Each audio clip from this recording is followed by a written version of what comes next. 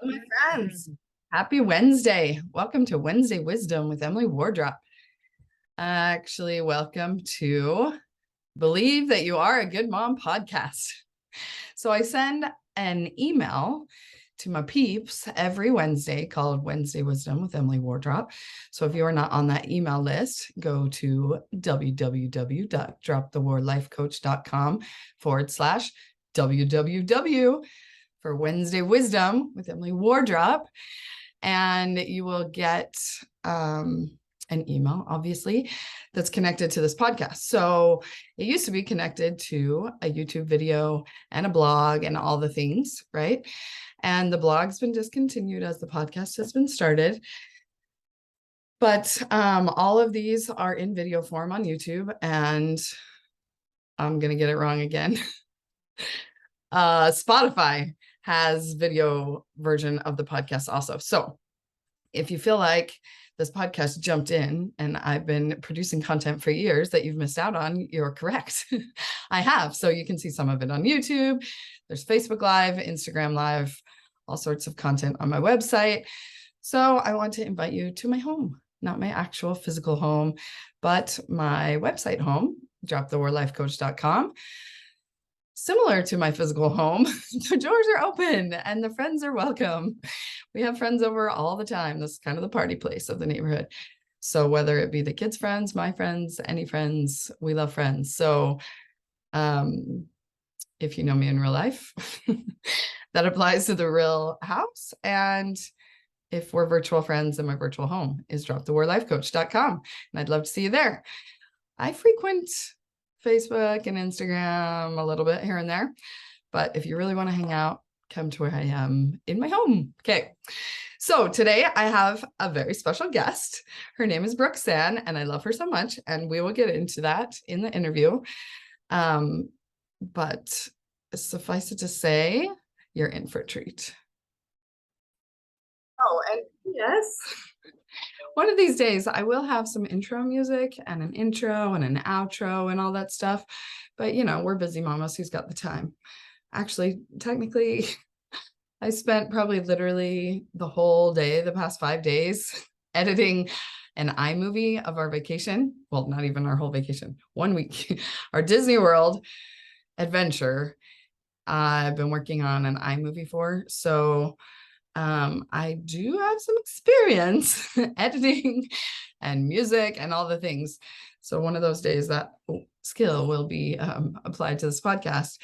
And also note that in a coming day on the YouTube channel, Drop the War Life Coach, you can see said video. So if you want more details about my Disney vacation than you ever dreamed, they'll be out there for the internet to see. So be looking for that. Go subscribe, right, to my YouTube channel, subscribe to the podcast, and then Drop the War Life Coach on Instagram and Facebook. So with no more ado, let's get into it with Brooke Sann. Okay, so Brooke, do you want to talk about how we know each other? Yes, let's talk about that. With that.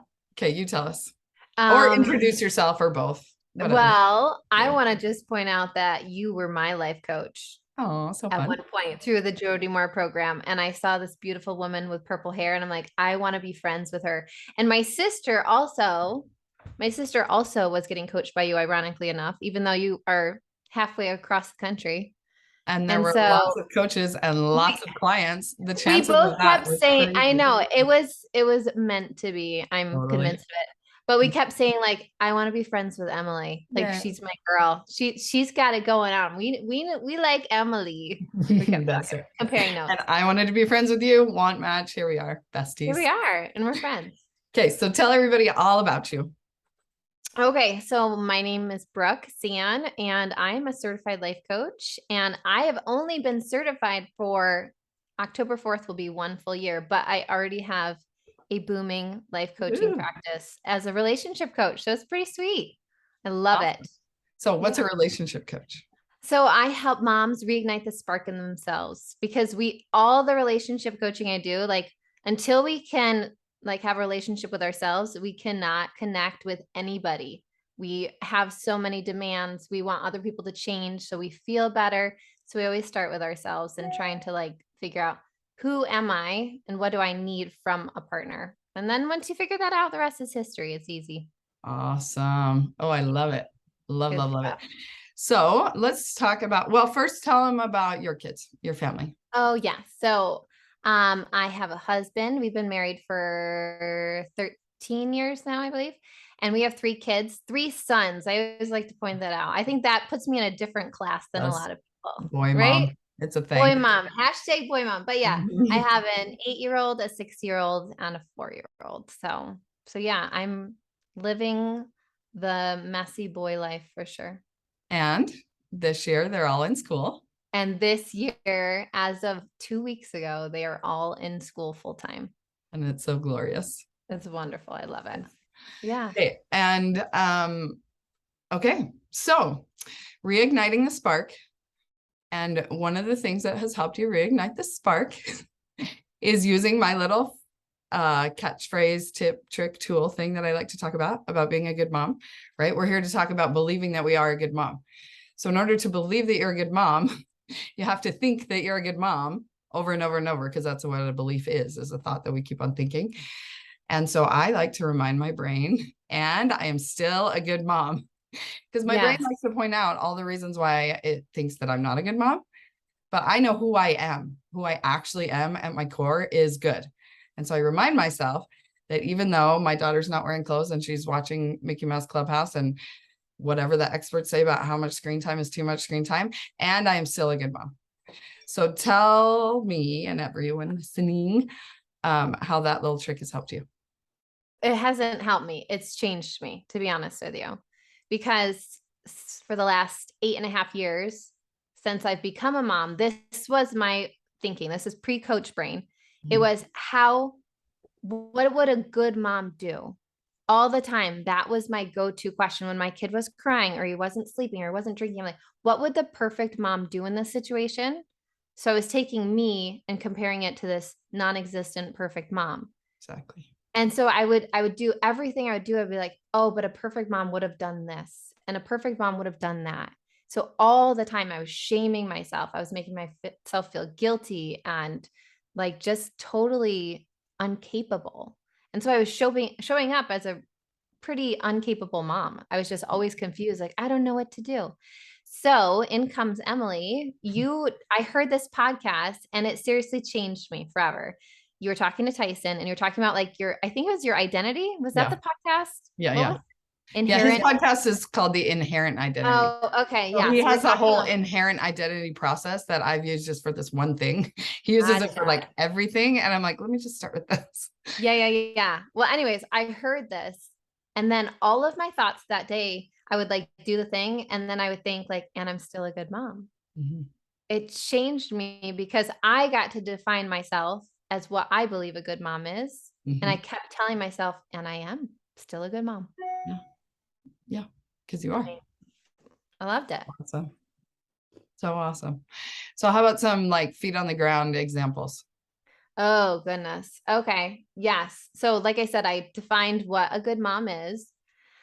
And I say, like, a, let me give you one real example. Yeah. Okay. Here we go. Let's get into it. My 4-year-old son opened his book bag one time and there were 6 pocket knives open.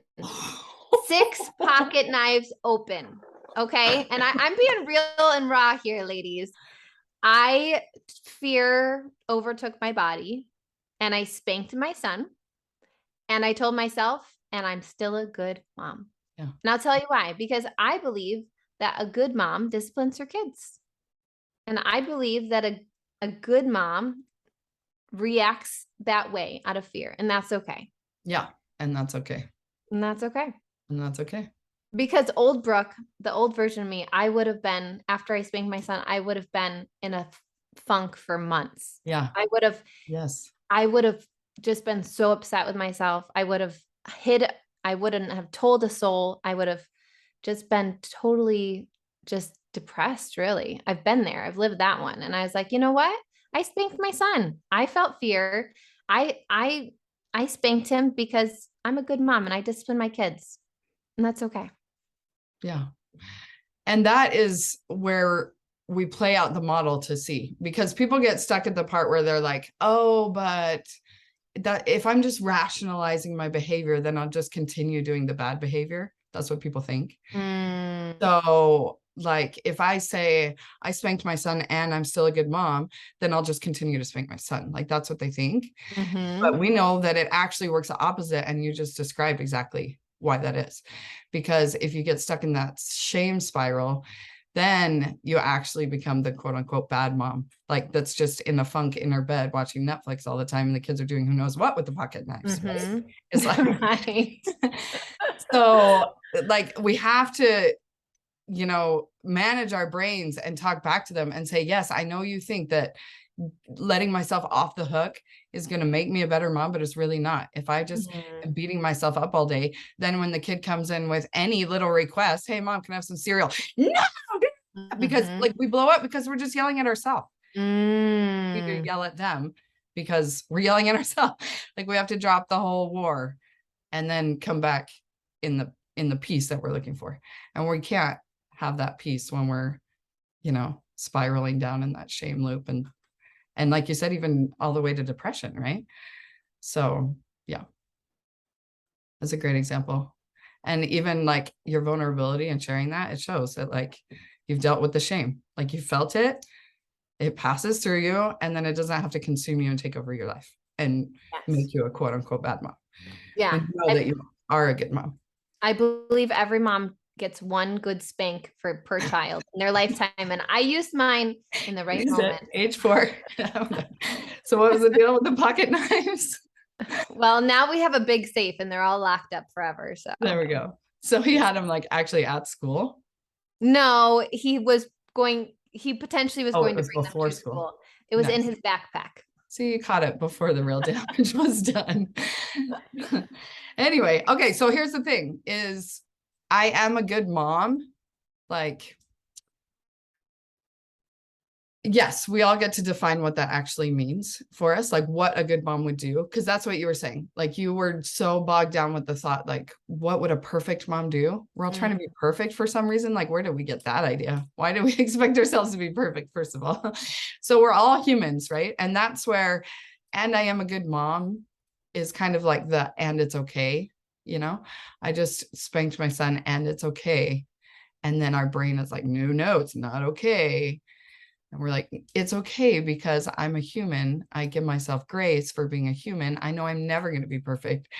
And I know that Jesus made it okay. Like that's the whole plan, to come down here and be imperfect. Like nobody ever sent us down here and said, okay, be perfect. I know you can. He was like, I know that I'm putting you in this mortal probation to see what you can do with these conditions. And that means that you're not going to be perfect. And so I've provided a plan that Christ can make it okay. And so it's okay because of him. It's not okay because like we can't ever return to God in this imperfect state. Like once we make one mistake, that's it. That's it. And so it's not okay in that sense. And the reason why it is okay is because Christ made the way for us to repent and make it okay. And so when we remember that, then we give ourselves grace that comes from Christ, then we can continue on in grace and peace and love and all the things. But it's Satan that wants us to be like, oh, you messed up. Just continue to mess up then. Just shame yourself about it. Because shame says there's something wrong with me. And yeah, we're humans. So there is kind of, you know, we're human. We're going to make mistakes. But there's nothing inherently wrong with us. Inherently, we're made out of God's DNA. He's good. We're good. Full stop. Like, I love that. I heard you say that, and that really resonated with me. This idea, like inside, it is part of me. Like that's my divine being. I am an example of that.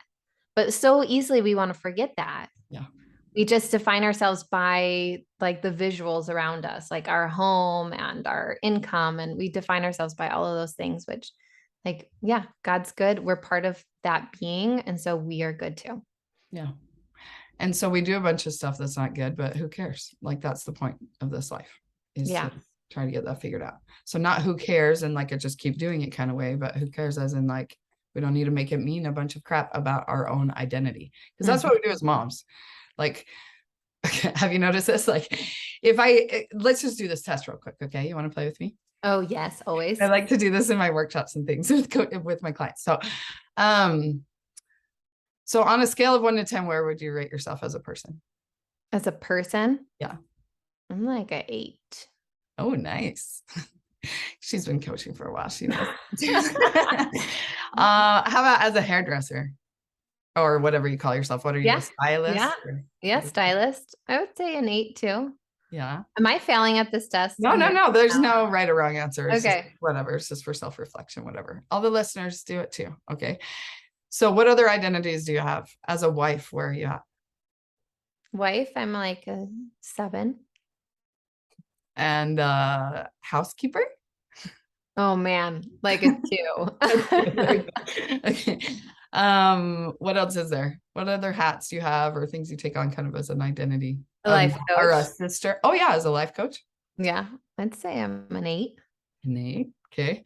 As sister. Mm, maybe a 7. And as a mom. Oh, mom. Yeah, there's some work to be done here. Like 4, 5, I'd say. Okay. So what I find interesting that you didn't do, most people and maybe I asked it in the wrong order. I don't know. I'm experimenting with this fun little game. But most people, how they rate themselves as a mom is very similar to how they rate themselves overall. Oh. So they take their like mom identity as who they are, right? Like if I'm a terrible mom, then I'm a terrible person, basically. Oh, interesting. That's kind of what their brains are making it mean. Like I yell at my kid, I'm a terrible person, right? And I've kind of looked at the opposite. Like I'm doing great in everything else, but this is where I struggle. This is in my mom category. That's where I'm failing in my mind. Yeah. So then when you're thinking like, can we keep using the knife example or do you want to use a different one? Yes. Please. How about one pre-coaching? Because you did a great job coaching yourself through that. Oh, pre-coaching. Old Brooke would have like, oh, can you think of a fun example from Old Brooke? Oh, let's see. Oh my goodness. There's so many. You can pick a benign one. I remember when like the trying to get the kids out the door in the morning mayhem. Yeah. And I remember shaking a child like, come on, we gotta go. It's time to go. We're late. I don't know, something to that effect. I just remember his little face, his big eyes. No, all those faces would totally break your heart. Yeah. Snap you back into reality. You're like, whoa, what am I doing? Yeah. For sure. Okay, so in coaching, what we would do, there's 2 different ways to look at the scenario is why was it that you did that, right? That's in your action line. So what were you thinking and feeling that led to that action? And then to kind of plan ahead in the future, how to keep that from happening. And then there's also, so you finally did get them in the car, got them to wherever they were going. Maybe it was even school. So you came back by yourself. In the drive on the way home, what were you thinking and feeling after the fact? So that's like some good juicy coaching stuff to look at, right? And that's where this trick comes in, right? Is like, I shook my child and I am still a good mom. And then your brain is going to have all the resistance to believing that. No, because good moms do not act like that because good moms, blah, blah, blah, blah, blah. And that's what we coach on is trying to clean that up and remind ourselves. Because like you said, like we really believe this, who we really are. It resonates with us because it's true. It is who we are, but we've forgotten. And so it's so fun to get little glimpses of like eternity, where things like eternal truths just really resonate with us. But we're like, oh, wow, that is true. But we're here on earth and it's so easy to forget. And especially like in high emotion situations like that, it's so easy to forget because our brains are offline and when emotions are high, And so then when the brain starts coming back in and analyzing things, it's, not remembering, right? Who we actually are and that it's okay and whatever. So I don't remember where I was going with all this, but can I interrupt then while you're thinking? Yes. Well, it just goes back to this idea. We talk about this all the time in my program, like our behavior follows our beliefs, right? So like what we believe about ourselves, that's going to show how we behave. Like if I Exactly. truly believe that I'm a good mom, then I'm going to behave like a good mom. Exactly. But we do the opposite. We take the action and make it define our belief. Yes. And that's where we have to flip the script. Like it's Yes. not, yes, so you did those things, but Mm-hmm. but you already believe that you're a good mom. And so you did those things. Mm-hmm. But But you here, are still a good mom. if you don't have that verbiage though, like you can't you can't redirect your brain. Yeah. It's like the brain, because we are trying to avoid negative emotion all the time, it's on autopilot, just trying to like make us feel this shame cycle and this negative emotion. It just keeps us here. Yeah. It doesn't allow us to actually decide how we want to behave in those moments. Exactly. So tell us again your little thing. I loved it. Which one? The belief. Oh, behavior follows belief. That's a good little tag phrase. I love it. I love that one too, because I just see that as soon as I identify. And if you think about it, like I always have a hard time. Here's a little tangent, but I always have a I hard love it. time with like Alcoholics Anonymous. Mm-hmm. Like when they go to that class, they identify like I am an alcoholic. Yeah. And I always struggle with that a little bit because I just feel like that doesn't serve us to like believe that about ourselves. Yeah. Like if we want to identify and if we want to behave like someone who doesn't drink, like we identify ourselves as I'm a non-drinker. Yeah. Right. Or like someone trying to smoke. As soon as you change the identity, the like core of like who we are, then the actions follow that. It's like a Exactly. ripple effect. Yes, exactly. I've always struggled with that too. And I'm like, I guess I know the neuroscience behind it. It is different than some I neuroscience. don't I know. So know. I need a scientist to explain that one to me. But Yeah, I know, me too.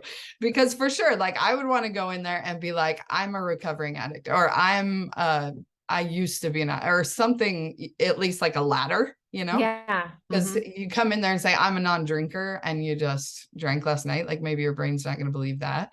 But that's Mm. why I like to say, and I'm still a good mom, because I'm not arguing with the first part.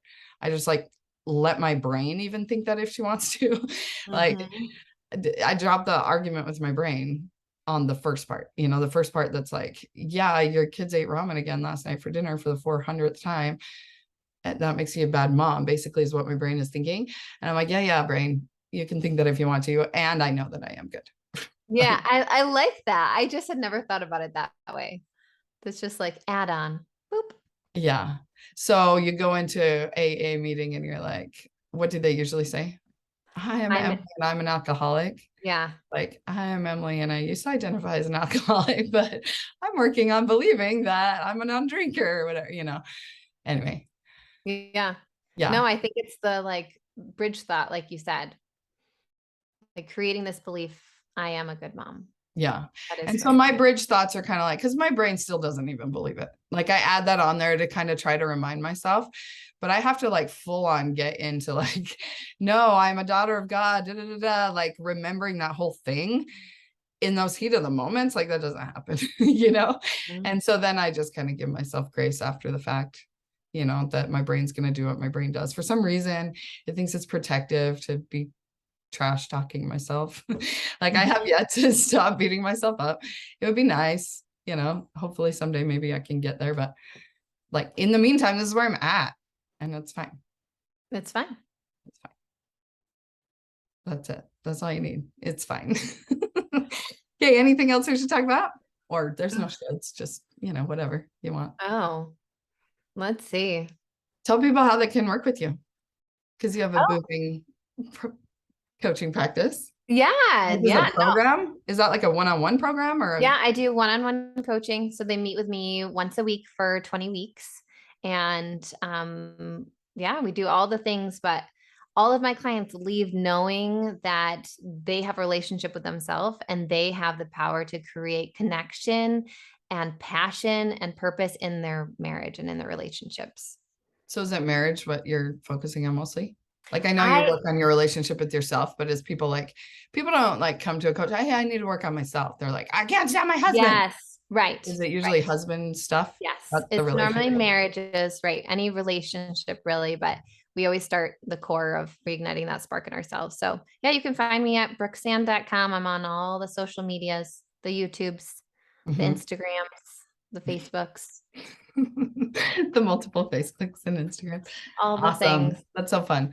So yeah, if you want to work on your relationship with your husband, go to Brooke. If you want to work on your relationship with your kids, I'm your girl. Either way, it all starts with your relationship with yourself, right? Love it. Believing that you are a good wife, right? Have you used the trick for that relationship too? Yeah, absolutely. That one's powerful too. Yeah. Because even when I said it just now, I was like, no. I'm like, yes, I am. And I did whatever last night. Yes, that happened. And I'm still a good wife. I like that. Actually, I should adapt that one a little bit more. We'll have to play with that one. That's Yeah, fun. I'm gonna actually I'm super excited. I don't know if I'm allowed to say, but I'm going on the Sex for Saints podcast soon. Oh, Amanda girl. Louder. So we're Yeah. gonna talk about I am a good lover. Ooh, And that's actually powerful. believing that I am a good mom has really helped me like be a better wife and a better lover and a better everything, Yeah. because like I just believe in who I am inherently as good. And really it's because of that shame thing we were talking about, like when you ditch imagine yourself in this huge same cycle, up in bed, watching Netflix, like depressed, and then your husband wants to do husband stuff. It's like, no thanks, dude. I'm in my little shame shell. Like, yeah, there's no opening up and being vulnerable and getting connected with anyone when we're in our little shame shell. So Absolutely. Yeah. It all starts with the work we do on ourselves for sure. We want to show up as the good mom or show up as the good wife we want to be or the good lover. I love that one. Yeah. Got to do the work on ourselves first. for sure. Well, so fun. Thanks for coming to chat with me, Brooke. Super fun. Thanks for having me, Emily. All right, we'll see you next time.